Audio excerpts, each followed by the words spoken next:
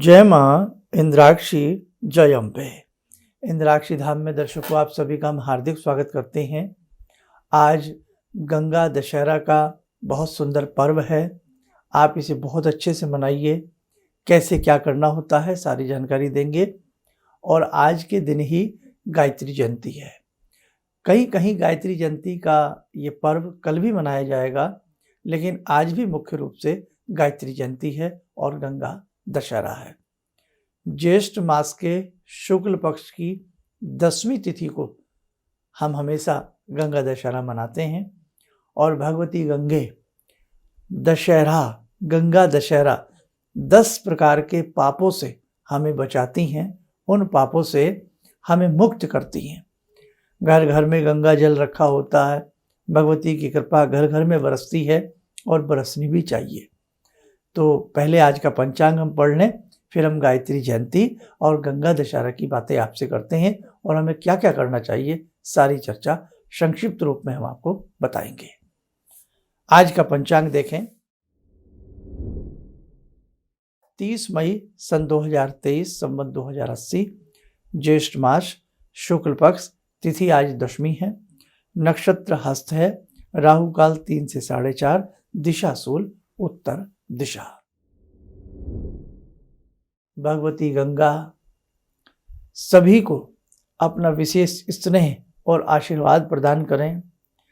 जिस प्रकार से गंगा जल सलिल है, पवित्र है, गंगा जल कभी बासी नहीं होता। और मेरे ख्याल से हमारे देश में नहीं, विदेशों में भी जहाँ जहाँ सनातनी लोग रहते हैं सभी के घर में गंगा जल रखा होता है। आज के दिन गंगा स्नान करना और 10 बार उसमें डुबकी लगाना बड़ा ही पवित्र माना जाता है। आसपास गंगा जी ना हो और भी कोई पवित्र नदी हो, उसमें स्नान करना भी बहुत शुभ रहता है। और कुछ भी नहीं सही, गंगा जल सब घरों में होता है। जो स्नान कर लिए हों, गंगा जल से अपने ऊपर आज के दिन छींटा मार लें। गंगा जल हल्का सा डाल करके स्नान करें, बहुत अच्छा महात्म्य रहता है। और गंगा जी के अवतीर्ण होने की कथा प्रसंग मेरे ख्याल से वो तो सभी जानते होंगे कि जिस प्रकार से कपिल मुनि के श्राप से 60,000 भगीरथ जी के जो पुरखे थे, पूर्वज थे, वो जल करके राख हो गए थे, भस्म हो गए थे। और जब उसकी युति मिली कभी कैसे वो सब सही हों, उस स्थिति के लिए भागीरथ जी ने गंगा का बहुत पूजन किया, गंगा मैया का, स्वर्ग में जाकर के, क्योंकि ये स्वर्ग वाहिनी है, स्वर्ग में रहती हैं। बहुत अच्छे से उनका पूजन किया।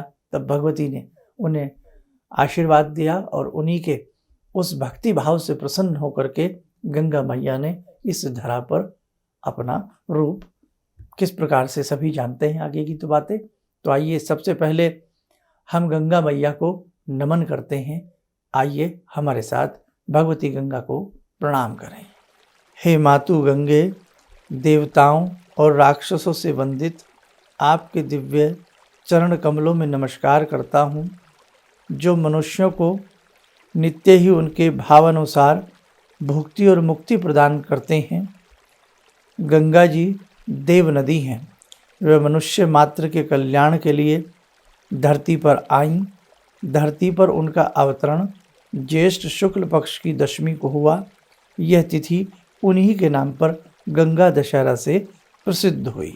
हे भगवती गंगा, आप हम सबको शुभ आशीष प्रदान करें। आज के दिन गंगा स्तोत्र पढ़ना, गंगा मैया के 108 नाम पढ़ना, और जैसे गंगा दशहरा, दशहरा माने 10 गंगा मैया में डुबकियाँ लगाना, 10 की संख्या में 10 लड्डू, 10 पान के पत्ते, 10 दीपक गंगा जी के घाट पर जाकर के उनको अर्पण करना बड़ा ही शुभ रहता है। तो जितना भी आपसे आज के दिन जो बन सके उसे जरूर करिएगा। और जो लोग, सभी लोग तो देखो नहीं जा सकते, बहुत जगह तो गंगा जी नहीं भी हैं, और गंगा जल लेकिन घर घर में होता है। तो आज के दिन एक कटोरी में सामने गंगा जल रख लें, किसी भी समय, मध्याह्न की संध्या में रख लें, शाम की संध्या में रख लें। गंगा जल सामने रख करके उन्हीं को धूप दीप दे करके अर्पण करें और 10 प्रकार से हलवा बना लें तो 10 जगह उसकी ढेरी छोटी छोटी सी लगा लें, है ना। और एक ही दीपक में 10 बत्तियां डाल करके गंगा मैया समझ करके उन्हें अर्पण करें। आपका घर सुवासित होगा, आपके घर में गंगा मैया की कृपा बरसेगी। जैसे आपने देखा है ना किस प्रकार से गंगा जल को हमारे धर्म में परम पुनीत पवित्र माना गया है। घर घर में गंगा जल, हर शुभ कार्य में गंगा जल, और गंगा जल कभी बासी नहीं होता, गंगा जल को कभी बासी नहीं माना जाता। और गंगा जल में जो अन्य जल भी मिल जाता है ना, वो भी गंगा जल हो जाता है। इसीलिए साधु संतों ने कहा है कि पवित्र आत्माओं की, पवित्र संतों की सेवा में निरंतर लगे रहना चाहिए। जो जैसी संगत में रहता है उसको वैसी रंगत प्राप्त हो जाती है। बादलों से, मेघों से बरसने वाला जल गटर में गिरता है तो गटर का पानी बन जाता है, कीचड़ में गिरता है तो कीचड़ बन जाता है, और गंगा जल में वो ऊपर से बरस करके गंगा मैया के धारा प्रवाह में गिरता है तो वो गंगा जल बन जाता है। इसलिए दुर्जनों की जो संगति है वो त्याग देनी चाहिए और सज्जनों की संगति के लिए हमेशा तत्पर रहना चाहिए। अब जिस प्रकार से 60,000 पुरखे जैसे ही गंगा जल उनके ऊपर बह करके आता है, यानी कि गंगा मैया का आशीर्वाद बरसता है, खड़े हो जाते हैं और पुनित धाम की उन्हें प्राप्ति होती है, उद्धार हो जाता है उनका। राजा भगीरथ ने तपस्या की थी, सारा प्रसंग आपको मालूम ही है। उसी प्रकार से जिस घर में गंगा जल रखा होता है, दशहरे के दिन गंगा मैया की पूजा की जाती है, और समय समय पर जो लोग हरिद्वार जाते हैं या कलकत्ता के घाट पर जहाँ जहाँ भी गंगा मैया का बहाव है, गंगा मैया जहाँ जहाँ पर भी हैं, समय समय पर अपने हिसाब से जब साधकगण उनकी साधना उपासना करते हैं, बहुत अच्छे उन्हें लाभ की प्राप्ति होती है। और हमारे सनातन धर्म में मरणोपरांत भी जो फूल चुगे जाते हैं, फूल किसको कहते हैं, जो हमारी अस्थियां होती हैं वो चुगे जाते हैं, लास्ट में अस्थियों को गंगा जी में ही प्रवाहित किया जाता है। साधु संत अक्सर गंगा मैया के किनारे अपने आश्रम बना करके या अपनी झोपड़ियाँ डाल करके भक्ति भाव में भाव विभोर होकर के नाना भांति की तपस्याएं करते हैं। उनकी तप साधनाएं त्वरित फलवती हो जाती हैं। आइए अब हम बात करते हैं गायत्री जयंती के बारे में। गायत्री जयंती आज भी है और बहुत लोग गायत्री जयंती कल भी मनाएंगे, लेकिन आज के दिन ही गायत्री जयंती मनाई जाए तो बड़ा अच्छा रहेगा, क्योंकि आज गंगा दशहरा भी है। भगवती गंगा, भगवती गायत्री, है ना। कितना अच्छा संयोग की बात ये बन जाती है। मेरे साधकों ध्यान रखें, भगवती गायत्री की जिस घर में साधना उपासना होती है वो घर सुवासित हो जाता है। उस घर में कभी भी वास्तु दोष नहीं लगता, उस घर में कभी बुरी नज़र नहीं लगती, उस घर में कभी भी प्रेत अपना डेरा नहीं डालते। गायत्री साधना इतनी दुर्लभ और चमत्कारिक साधना मानी गई है। और इस प्रकार के वहम में ना पढ़ें कि गायत्री मंत्र महिलाएं ना पढ़ें, गायत्री मंत्र ये ना पढ़ें। आप बिल्कुल मुक्त होकर के, उन्मुक्त मन से श्रद्धा भाव जगा करके आप गायत्री माता की शरण में जाएं। हालांकि गायत्री माता का कोई रूप नहीं बताया गया है, वो सबके लिए हैं। और जब गायत्री मंत्र को जपा जाता है तो सूर्य भगवान का ध्यान करके भगवती गायत्री की साधना की जाती है। और गायत्री जो है वो सभी के लिए हैं, कोई भी गायत्री मंत्र जप सकता है। ऐसा नहीं है कि बहुत ज़्यादा आप इसके प्रति बहुत लोग डरा देते हैं या ऐसी बात आ जाती है। देखो, आज ये कलिकाल है, ये कलयुग है। कलयुग में आप जितनी साधना उपासना अच्छे मन से करेंगे और बहुत ज़्यादा पेच में ना फंसते हुए, बहुत ज़्यादा झंझटों में ना फंसते हुए आप सात्विक मन से गायत्री मंत्र की साधना करेंगे तो उसका फल आपको अवश्य मिलेगा। जो लोग कहते हैं कि गायत्री मंत्र ऐसे ना करें वैसे ना करें, आप एक बार निष्ठा मन में जगा करके गायत्री साधना करके देखें, आपको अपने आप पता लग जाएगा कि गायत्री साधना करने से क्या लाभ होता है और गायत्री साधना से क्या नुकसान होता है, अगर कोई अपने आप में ये प्रमाण पाना चाहता है। खैर, हम आज के दिन आपसे यही कहना चाहते हैं, भगवती गायत्री का पंचोपचार पूजन करें। कम से कम भगवती गायत्री की 3 माला या 5 माला आज के दिन जरूर करें। आज के दिन गायत्री यज्ञ करना बहुत ही श्रेष्ठ रहता है। और गायत्री, विभिन्न मंत्रों की गायत्री मंत्र हैं। अब आप ये देखिए भाई, कृष्ण जी का गायत्री मंत्र है, राम जी का गायत्री मंत्र है, सूर्य गायत्री मंत्र है, करीब करीब सभी मंत्रों के गायत्री मंत्र हैं। ऐसा क्यों? क्योंकि गायत्री मंत्र मंत्रों में शिरोमणि है, मंत्रों का मुकुट है, मंत्रों का राजा है, गायत्री मंत्र है। तो जो मंत्र इतना वो हो और जिस मंत्र के साथ अनेकों मंत्र उत्पन्न होते हों, तो ऐसी भगवती गायत्री की साधना करना आम व्यक्ति भी करता है तो वास्तव में उसके जीवन में अंधेरा हट करके उसके जीवन में प्रकाश आ जाता है। गायत्री मंत्र का अर्थ भी निकालिए तो कितना अच्छा मंत्र अर्थ है, आप सबने जाना ही होगा कि भाई एक तरह से शुभ की कामना, अच्छे रूप की कामना, अच्छे पथ पर चलने की कामना, सन्मार्ग की ओर प्रेरित करें, ऐसी कामना तो कोई भी कर सकता है। उसमें कोई ऐसी भय और डर की बात नहीं है। पंचोपचार, धूप दीप अक्षत फूल मिष्ठान आदि चढ़ा करके गायत्री मंत्र की 3 माला आज के दिन करना। और आपको सुबह में समय ना लगे तो गायत्री मंत्र शाम को भी हम कर सकते हैं। सूर्य छिपने के 1 घंटे बाद तक गायत्री मंत्र किया जा सकता है। परम पूज्य गुरुदेव ऐसा कहा करते थे, है ना। तो भाई गुरु की वाणी सर्वोपरि होती है। गायत्री चालीसा करिए आप। ह्रीं श्रीं कलिम मेधा प्रभा जीवन ज्योति अखंड, शांति जागृति प्रगति रचना शक्ति अखंड। तो गायत्री चालीसा जिस घर में की जाती है बहुत अच्छा रहता है ना। तो आज के दिन आप गायत्री चालीसा भी कर सकते हैं। अब इसमें बीज देखो, ह्रीं श्रीं कलिम मेधा प्रभा, है ना। ह्रीं श्रीं कलिम तीनों बीज आ जाते हैं। नवारण मंत्र को भी देखिएगा, ऐं ह्रीं क्लीं, 3 बीज उसमें भी आ जाते हैं नवारण मंत्र में भी। तो गायत्री मंत्र और नवारण मंत्र, इन दोनों की साधना वास्तव में अद्भुत चमत्कार प्रदान करने वाली है। हमने किसी भी जन्म में कितने भी बुरे कर्म क्यों ना किए हों, लेकिन अगर गायत्री मंत्र की साधना गुरु के निर्देशन में की जाए, दीक्षा लेकर के की जाए या अच्छे भाव जगा करके की जाए, तो वास्तव में प्रारब्ध के जितने भी बुरे कर्म होते हैं, जैसे एक कपड़ा धुल जाता है, वैसे गायत्री मंत्र करने से वो मैल, पुराना मैल धुल जाता है और हमारी जो आत्मा है वो निखर करके सामने आती है। गायत्री मंत्र के बल पर ही साधु सन्यासी अपनी कुंडलिनी को जागृत कर लेते हैं, है ना। ईड़ा पिंगला के बीच में जो सुषुम्ना नाड़ी है हमारे मेरुदंड में फुसफुसाती हुई, वो जागृत अवस्था में आ जाती है। खैर बहुत अंदर गहरी बातें हैं। अब 5 कोशों को जगाना, 3 शरीरों पर कब्जा पाना, ये आम व्यक्ति के पास तो नहीं है। लेकिन फिर भी गायत्री मंत्र को अगर एक साधारण ग्रस्त व्यक्ति शांति से मन से पढ़ता रहे तो उसके जीवन में बहुत ज़्यादा बाधाएं दूर होती हैं और उसका जीवन शांति पथ की ओर सदैव अग्रसर बना रहता है।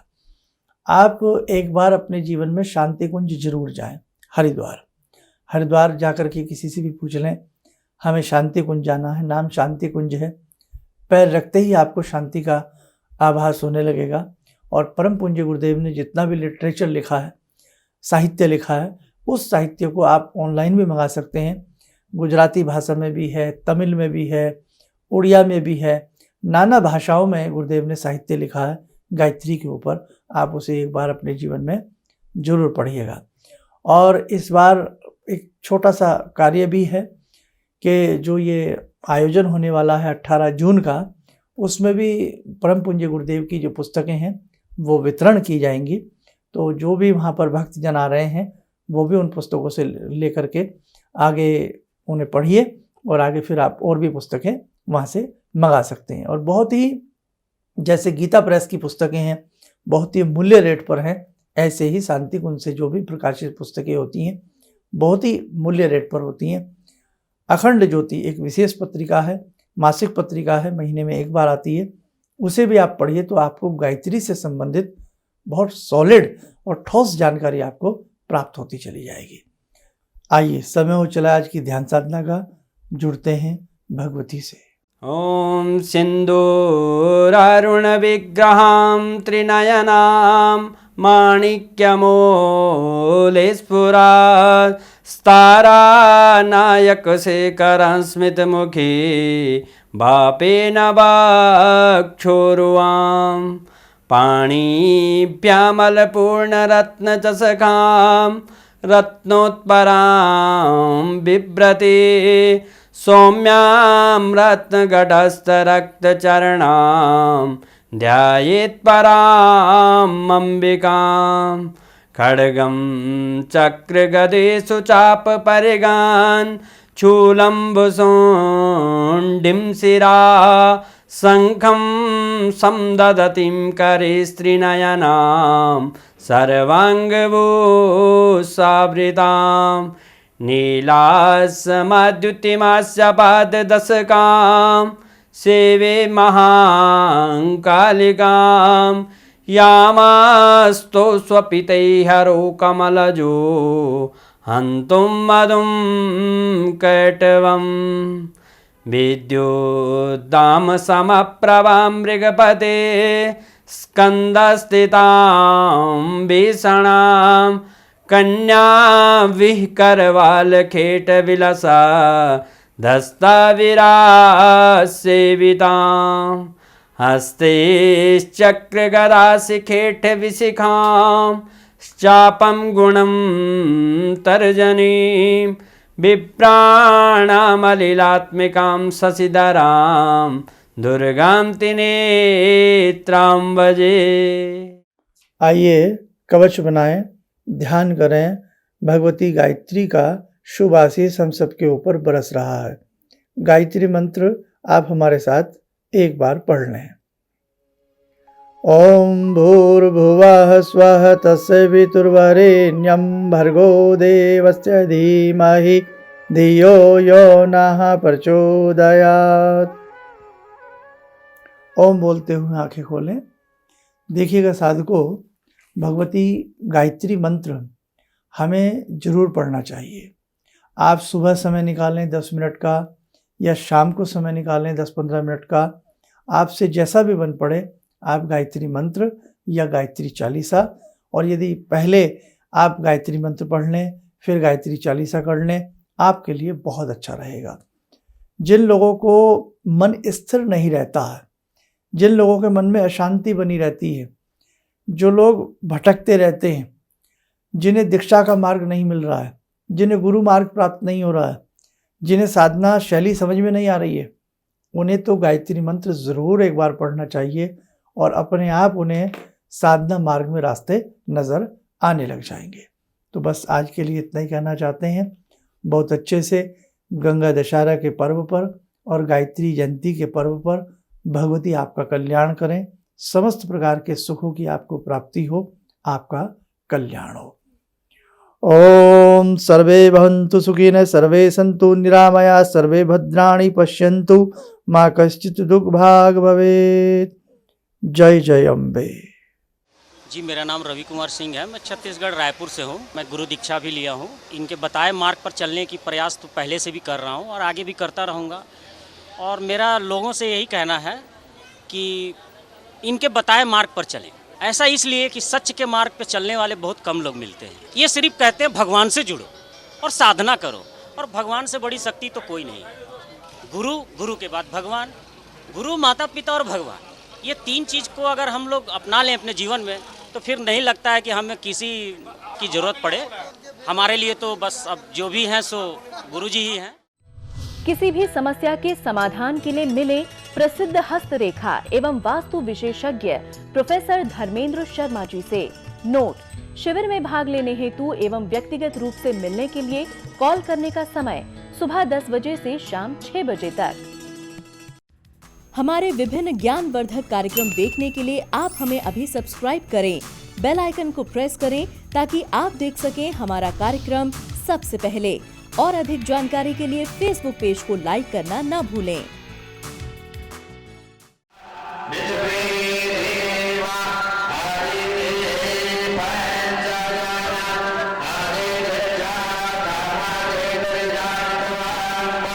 Yo